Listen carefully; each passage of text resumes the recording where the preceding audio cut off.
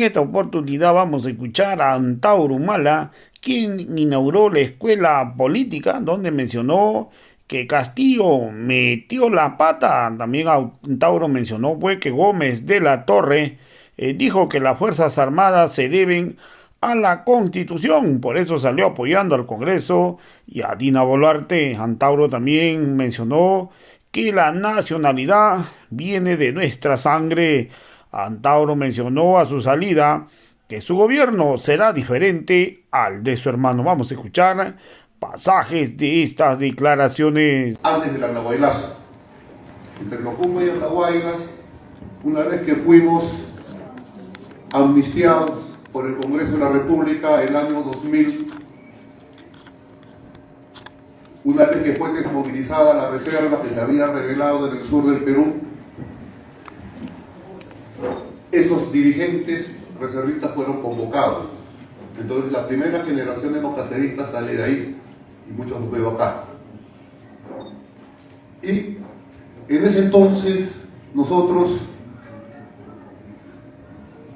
nos rebelamos por algo que ahorita ha costado 60 años, por una asamblea constituyente, por el cambio, por el desconocimiento de la Constitución de Alberto Fujimori.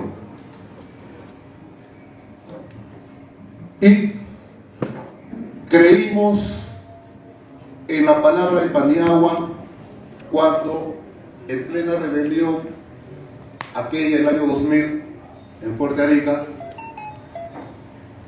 que provocó la huida al Asia de Fujimori, porque el régimen aquel ya estaba golpeado, ya había sido golpeado con la resistencia del pueblo peruano, y también desde los cuarteles había habido una rebelión un 13 de noviembre del año 92, un general Salinas. Entonces, nosotros cándidamente en ese entonces creímos en la palabra presidencial de Paniagua. Bueno, también éramos más muchachos, bastante más jóvenes, y le pusimos las armas, las pocas armas que nos quedaban, y nos sometimos a la justicia militar y fuimos encerrados en la Real Felipe. Estuvimos no más de 3 semanas y hay que reconocer que Valentín Paniagua cumplió su palabra. Logró que el Congreso nos amnistiara a todos los rebeldes de entonces. Estuvimos presos en el Real Felipe y salimos 3 semanas. Entonces, ese gobierno nuevo que entró, ese gobierno nuevo que ingresó con Alejandro Toledo también se denominó gobierno de transición, así como el de Paniagua. Y la posición de nosotros fue al comienzo darle un tiempo prudencial, entendiendo que, si bien es cierto, Paniagua no había convocado a la Asamblea Constituyente porque no estaba en sus planes, pero por lo menos había convocado a elecciones adelantadas. Una vez que ganó Toledo, como he dicho anteriormente, siguió autodenominándose gobierno de transición. Y nosotros, los nacionalistas, entendimos que involucraba pues la Asamblea Constituyente, el cambio republicano, un nuevo pacto social. Sin embargo, no lo hizo el primer año y nos dimos cuenta que tampoco lo iba a hacer. Entonces, en ese tiempo salió un periódico que se llamaba Ollanta, todavía antes de la traición. Y en ese periódico Ollanta, en ese tiempo los medios audiovisuales como esto de acá no estaba tan desarrollado. Entonces la prensa escrita sí tenía bastante fuerza. Quizás el 90% de la prensa peruana era escrita y televisiva y 10% o 5% era esto. Ahora creo que está 50% y esto va a crecer más. Entonces, con esos dirigentes etnocaceristas del sur se convocó y se organizó un partido o una organización que entonces solamente se dedicaba a capturar cuarteles o minas, como se hizo en Puerto Rico o Toquepala. Y en esos 4 o 5 años del 2001 al 2005 comenzamos a recuperar una ideología que es tan nuestra como el dicho de la Vicuña. Pero para difundir esa ideología había que tener los cuadros que van a difundirla. Entonces teníamos que convertir a estos reservistas en, por lo menos, darle un mínimo de cultura política. Por consiguiente, la escuela de dirigentes se hizo una necesidad. Se hizo una necesidad para que la organización siga desarrollándose. Y es por eso que por necesidad, con la economía que nos daba el periódico, se lograron alquilar locales en las regiones del sur, acá en Lima, y comenzamos a crear estas escuelitas. Se empezó con uno y después se fueron multiplicando. Y era necesario, ¿por qué? Porque, compatriotas, justamente creo que el gran problema que tenemos las fuerzas de cambio en el país, sean de izquierda o sean etnocaceristas, o sean etnonacionalistas o nacionalistas, es el déficit de calidad dirigencial, el déficit de conocimiento de la historia, el déficit de un proyecto nacional que nos una. Estamos viendo que esta republiqueta, cualquier país, en cualquier planeta, que tenga un tercio del siglo de puros presidelincuentes, es más, desde Morales Bermúdez, entonces obviamente, ¿cómo se sostiene este país? ¿Por qué se sostiene el gobierno? Acá tenemos que preguntarnos, ¿qué hace que se sostenga el gobierno? Porque puede tener 5% en las encuestas. Cuando yo me rebelé contra Toledo, fue el 1 de enero del año 2005, Toledo ya tenía 4 años y un día en el gobierno. Y nosotros que sacábamos un buen periódico, sabíamos cómo estaban las encuestas. Y Toledo en promedio nunca pasó del 8%. Es decir, estaba tan o peor que Boluarte y otros más. Y yo les puedo asegurar, compatriotas, que acá en esta republiqueta hasta por 1% un presidelincuente puede gobernar. ¿Saben por qué? No por las leyes, no, por los fusiles que están en los armeros de los cuarteles y los fusiles que están en los armeros de las comisarías. Eso es lo que sostiene el régimen. Entonces ustedes cuando han visto en la experiencia anterior de Pedro Castillo su defenestración, su autodefenestración mejor dicho, todas las baterías políticas y de prensa apuntaron a Boluarte, lo cual no está mal, era lógico que así fuera, pero pocos observaron que el que decidió en ese día la bajada de dedos de Castillo luego de su metida de pata no fue Boluarte, no fue Williams, no lo fue, fue el presidente del Comando Conjunto de las Fuerzas Armadas, el general Gómez de la Torre. Y él hizo una declaración muy interesante, que hasta ahora no la han estudiado, pero nosotros sí la hemos señalado. Al día siguiente de la defenestración, porque en esas horas el Congreso comenzó a trabajar a 1000 por hora, cómo revertir lo que salía en la televisión. Y Gómez de la Torre, luego de reunirse con todo el alto mando de las Fuerzas Armadas, hace una declaración pública en el Congreso de la República junto con Williams. ¿Y ahí qué dice? Él sostiene, y acá está el meollo de todo, las Fuerzas Armadas se deben al orden constitucional. Repito, las Fuerzas Armadas se deben al orden constitucional. Eso es lo que dijo. Y más, dijo también, además, un prestigioso constitucionalista nos ha instruido e informado y recomendado sobre la legitimidad de este orden constitucional. Hasta ahora nunca dio el nombre de ese ex tribunal constitucional, que me imagino que debe ser del Fujimorata, pero ya se sabrá. Entonces, claro, el problema es que nadie le dijo. Y eso decidió que las Fuerzas Armadas obviamente apoyaran al Congreso y no apoyaran al Ejecutivo. O sea, lo que decidió el fin de la balanza al último fue la neurona reina del general Gómez de la Torre. Ahora bien, el problema acá es mental. ¿Por qué? Porque cuando el general dice el ejército, las Fuerzas Armadas se subordinan al orden constitucional, hay que preguntarle, ¿a cuál orden constitucional? ¿A cuál? ¿A la constitución de Fujimori y Montesinos o a la constitución anterior? ¿Cuál es la del 79? No es que es un capricho nuestro, no es un capricho nuestro, es la que corresponde. Porque si no estuviera la constitución del año 79, sería el año 33. Pero está la del año 79. Que tiene un artículo 307, que es el último, que es maravilloso, es mágico, el Pachacán nos lo ha enviado.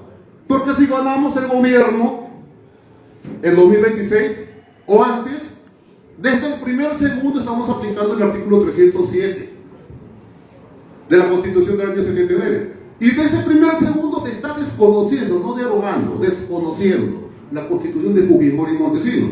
Por supuesto que va a ser un problemón, claro que sí, pero para eso estamos, para solucionar problemones. Para eso están las soluciones, las grandes soluciones para grandes problemones.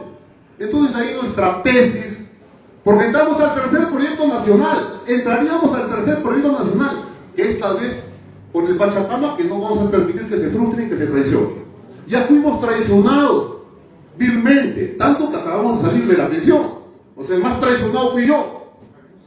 Ahora, entrando a una nueva forma de acción para llegar al poder, una vía convencional, ya no la vía no convencional del fusil, sino la vía convencional, tal como hizo Pepe Mujica en Uruguay y otros más.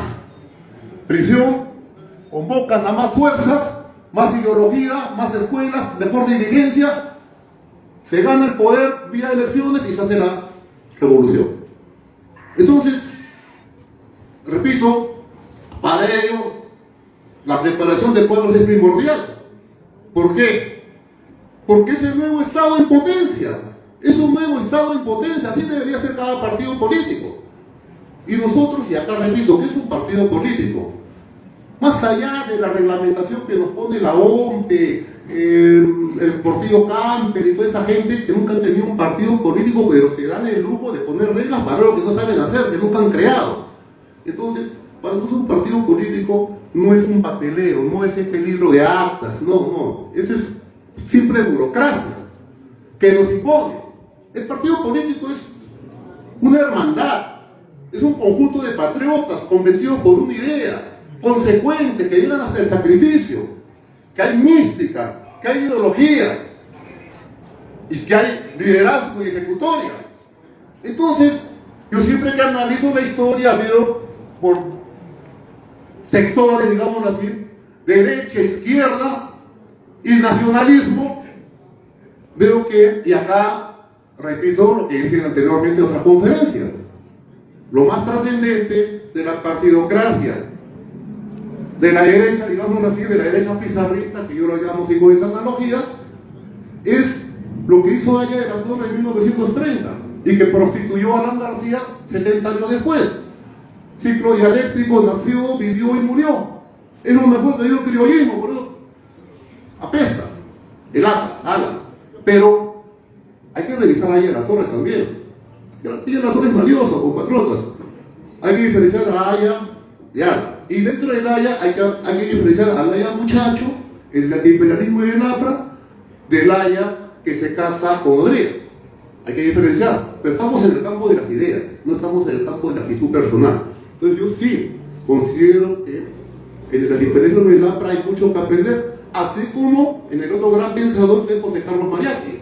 Por supuesto que sí. Y creo que también hay otro tercer gran pensador que es José del Carmen Marín, el general creador del CAE, que justamente en el año 1950, en el CAE fundado por él, convoca a lo más selecto de las ciencias sociales del Perú.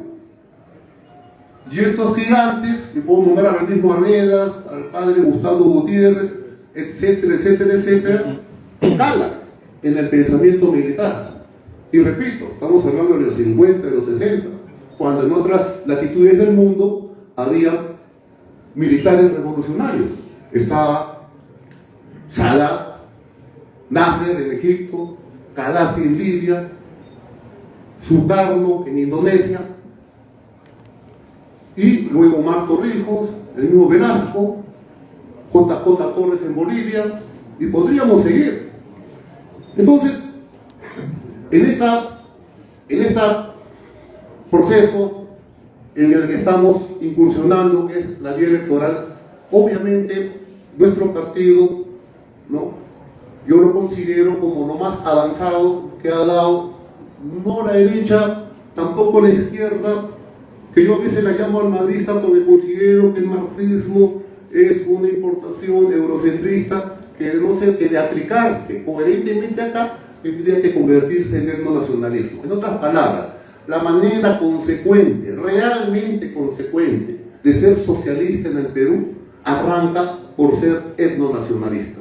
Y la manera ejecutiva de ser etnonacionalista culmina por ser etnocasterista. Ahora, ustedes me dirán, y mayor, ¿cuál es la diferencia entre el etnonacionalismo y el etnocasterismo? Y esto es sencillo. El etnonacionalismo es el universo que nosotros consideramos que el vínculo de la nacionalidad no es el DNI, no es el código de barras del DNI, porque ese código de barras del DNI también le dio la nacionalidad a Pedro Pablo Kuczynski, extranjero norteamericano que nos acaba de gobernar. Ese mismo código de barras del DNI le dio la nacionalidad a Alberto Fujimori, asiático japonés, que nos malgobernó durante 10 años y que teníamos que soportar su constitución malparida. Entonces, ese documento con DNI, ese documento con código de barras, le ha dado la nacionalidad a verdaderos extranjeros, a verdaderos turistas con DNI. Entonces, para mí, para nosotros, la nacionalidad no es el código de barras pasteurizado y plastificado del DNI. Para nosotros la nacionalidad viene de nuestra estirpe, de nuestra sangre, de nuestra etnia común. De ahí viene la nacionalidad. Ahora bien, ¿por eso me definir la identidad? Claro, somos un país mestizo, por supuesto que sí. Y ahí es donde el etnonacionalismo entra en colisión con ciertas aristas del marxismo. Porque el marxismo siempre ha tenido como tabú la cuestión racial, ha tenido como tabú la cuestión étnica. ¿Por qué? Porque así se evitaba entrar al campo minado del darwinismo social.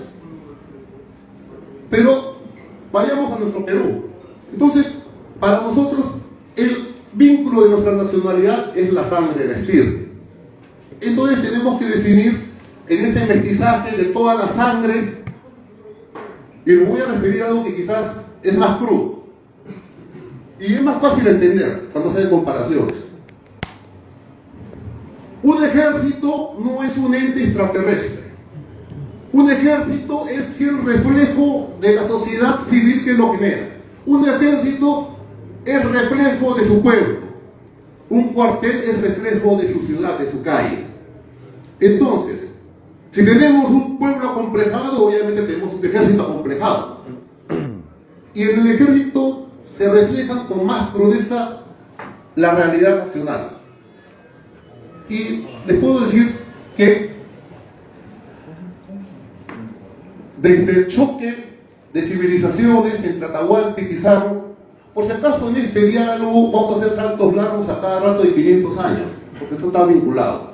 En el choque de civilizaciones entre Pizarro y Atahualpa fue choque militarmente entre la caballería y artillería blancas versus la infantería incaica, cobriza. Entonces, y en esos años de conquista, en esos 40 años entre la captura del Inca hasta el decapitamiento de Tupac Amaru I, el último Inca, y Vilcabamba, 40 años de resistencia, en ese periodo, en el territorio nacional, marcharon, circularon, progresionaron, se desplazaron, batallaron 4 ejércitos de las 4 razas. Vean bien las crónicas, vean bien las crónicas. De las 4 razas está el ejército de Pizarro y Almagro, los ejércitos invasores occidentales, europeos, de españoles y otras nacionalidades de raza blanca, occidental, cristiano. Su epicentro continental, la península asiática que se llama Europa, y vinieron con sus esclavos negros, pero en plenas guerras civiles y también contra las resistencias incaicas de Quisquis, Calpuchima, Quisuyupanqui, etc., en su vicisitudes del batallar, muchos esclavos se habían emancipado y logran hacer ejército de negros. Y eso lo narra muy bien Garcilaso. Y hay un rebelde español que se rebela contra él, Hernández de Girón, que le da autorización y es un ejército negro con capitanes negros, coroneles negros, tropa negra. Es decir, eso sería una conquista. Ejércitos blancos, ejércitos negros, el ejército incaico cobrizo, y tenemos en la guerra con Chile la vanguardia de Baquedano desde Pisco hasta acá, hasta los reductos, una columna de 1200 asiáticos curis chinos. Es decir, históricamente se puede decir que en nuestro país, en nuestro territorio, en este teatro de operaciones peruanos, han circulado los 4 ejércitos de las 4 razas humanas. Entonces, obviamente, en su sociedad civil, ¿cuál es nuestra esencia cultural? ¿Cuál es? O sea, nuestro ADN. Debemos identificarnos con Occidente, o con lo nativo, o con la cultura africana, con la cultura asiática. Entonces es un debate. Pero definitivamente estas todas las sangres tiene que haber un eje, una hegemonía. ¿Y cuál es la hegemonía? La mayoritaria. Por eso yo repito, y por eso en el libro Etnonacionalismo, Izquierda y Globalidad se ha hecho un estudio de los censos republicanos y virreinales, desde el primero que dio el virrey Toledo en 1572 hasta el último que dio Pedro Pablo Kuczynski hace pocos años. Y ahí, utilizando fórmulas lógicas y algoritmos, uno puede ver, o por lo menos tener una idea de la esencia biológico-racial de nuestro pueblo y por consiguiente tener una idea de la esencia étnica derivada de esa biología. ¿Y por qué es importante esto? Señores, nosotros somos individuos y división de cuerpo y alma. Por eso se llama individuos. No podemos dividir nuestro cuerpo y nuestra alma. ¿Y cuál es el cuerpo de una nación? Es su pueblo. ¿Y cuál es su alma en una nación? Es su cultura. El problema es que acá no podemos definir nuestra alma, no podemos definir nuestra cultura. Por eso tenemos proyecto nacional y por eso tenemos lo que llama don Isaac, mi padre, egofobia, vergüenza de nosotros mismos. Entonces, ¿qué quiere Antauro? ¿Qué quiere la Alianza Nacional de Trabajo? El etnonacionalismo. Cambiar esa egofobia, esa vergüenza de nosotros mismos como pueblo, en egofilia, orgullo de nosotros mismos como pueblo. Entonces, esto para nosotros involucra ¿qué? Involucra un conocimiento, una preparación. Y es por eso, por consiguiente también, que nosotros estamos creando esta primera escuela. Y esta primera escuela, repito, es una escuela de cuadros. Reitero, ya prontamente la compañera Pilar va a tomar la palabra, va a dar seguramente más alcances, pero se ha convocado a lo que consideramos lo más selecto del pensamiento de pensadores peruanos afines al objetivo etnonacional de liberación. Entonces, en esta primera clase que la estoy dando yo, ¿no?, me estoy refiriendo a este tema en general. Pero ya próximamente vamos a referir cada tema en particular y hay una currícula. Entonces, compatriotas, ya para concluir, les puedo decir que este local es nuestra primera escuela, esto se va a difundir y también en estos momentos está siendo filmada toda esta clase. ¿Por qué? Porque en las regiones donde tenemos presencia, ya nuestras militancias tienen un Zoom inmenso y están recibiendo esta clase. Entonces, yo creo que este es un buen punto de partida. Tenemos ya la inscripción a puertas, tenemos un entusiasmo tremendo con este local lleno de militantes y ciudadanos ávidos de involucrarse en el etnonacionalismo, pero también, digámoslo, tenemos que estar preparados para la campaña que se va a venir. Estamos viendo lo que ha pasado en Ecuador. Estamos viendo lo que ha pasado en Ecuador. Estamos viendo que la situación está muy difícil en el país y, obviamente, yo voy a tener que comenzar también a hacer giras hacia el norte para difundir toda esta partidocracia antaurista, digámoslo así. Entonces, compatriotas, yo quisiera saber si al respecto tenemos una o dos preguntas que puedan resolver respecto a lo que he hablado, a una inquietud. Por favor.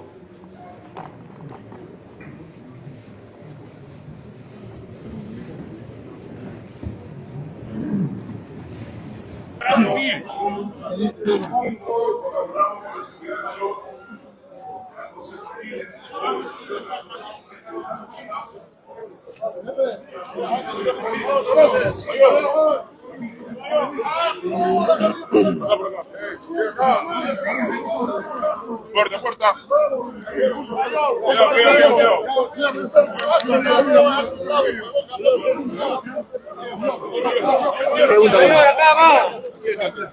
¿En qué se diferencia tu gobierno del de tu hermano? ¿En qué se va a diferenciar? En todo. En todo.